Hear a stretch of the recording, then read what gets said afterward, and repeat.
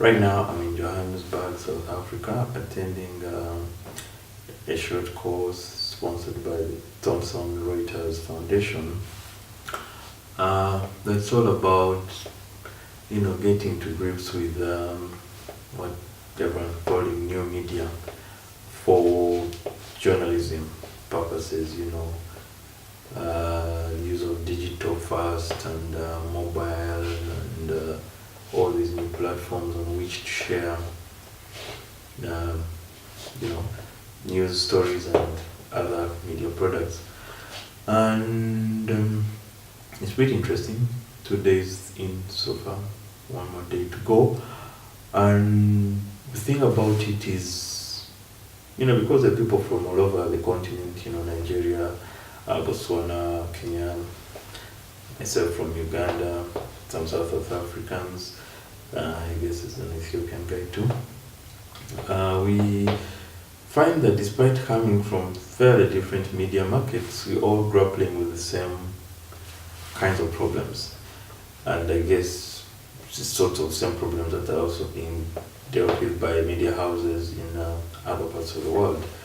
That, the traditional stroke legacy media is in decline in most parts of the world, and this is largely to do with the fact that fewer and fewer people are consuming media and news the way they used to, even as recently as 5 years ago.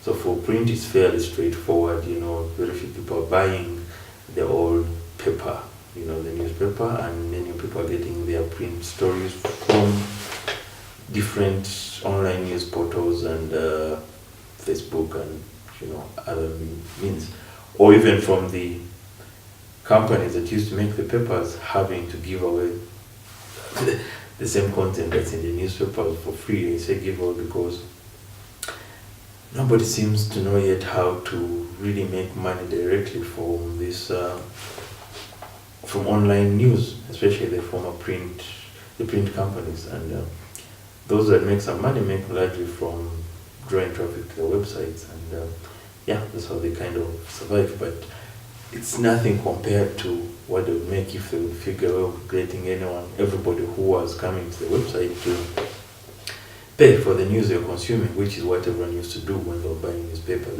So that's it. And for TV, it's a similar story, but slightly different, in the sense that people are no longer waiting for the news bulletins, say in Uganda, many of the major bulletins at 9 p.m.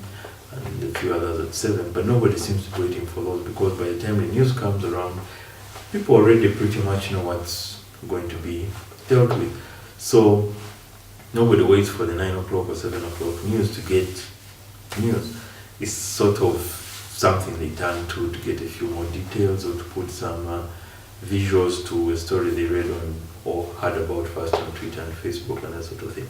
So anyway, this course is getting journalists, editors, media owners and such to understand a few of the tools that are out there that will make it easier to appeal to any generation of viewers or consumers of media products who are, social media / internet natives. These people's consumption of media is largely on the internet and through social media. So media houses are struggling to find ways of reaching these people and maintaining them as a core audience, because in a few years to come, traditional TV, as we know it, the legacy television, will have changed, dramatically. And a lot of the viewership, even in so-called third world or developed media markets like Uganda's, this shift is already becoming apparent. So while TV still has some years in which it plays a key role as one of the major sources of information for many people, it's in a state of decline, slowly but surely. And what this course I'm doing aims to do is to get those who are interested in a position where they will be a bit ahead of the curve, in the sense that they are familiar with the possibilities that are out there taking advantage of these smartphones and apps and all the different platforms to both capture, edit, and share these news content, and also how to draw audiences to the content that you produce.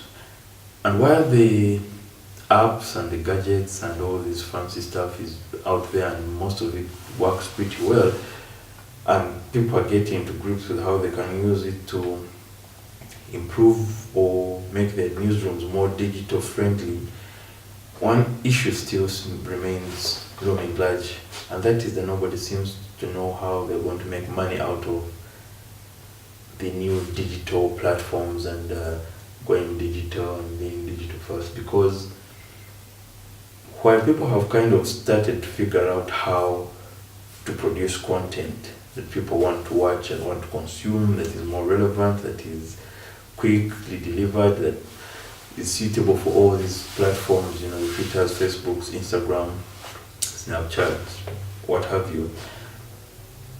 Nobody is yet quite sure how they're going to make money off it. And at the end of the day, the media houses will only survive if they can monetize these, their foray into these new platforms. But it's hard. Nobody seems to know. There's a few experiments here and there, but nothing quite works out the way all legacy media does, because while the trend seems to be going towards producing for new media, the advertisers are still pretty much mostly connecting with the old legacy media, and so there's a bit of disconnect there. However, it's quite important that if you're a media house or practitioner or anything, that you start thinking of how you're going to be part of this whole brave new world, and so that once things get to a point, as they inevitably will, stabilize and certain platforms and forms of media gathering become mainstream, a person doesn't get caught off guard, doesn't have to rush to adjust and adapt to all. It's better that you start from the ground floor and sweat through all the experimentation, so that when everything is done and settled and the dust has settled, you have a firm idea of what it is you want to do, what suits your audiences, and things of that nature. So, like I said, it's something I find quite interesting, and hopefully I'll take what I've learned from all these past few days and put it to good use in my line of work and in my personal life. Because quite a lot of potential for a lot of freelance stuff if you know what you're doing and what to produce and who to produce it for and where to throw it out. Digital mobile journalism is the way of the future, and there's a lot of great stuff going on out there, and like I said, pretty interesting. So yeah, I guess that's it. See ya later.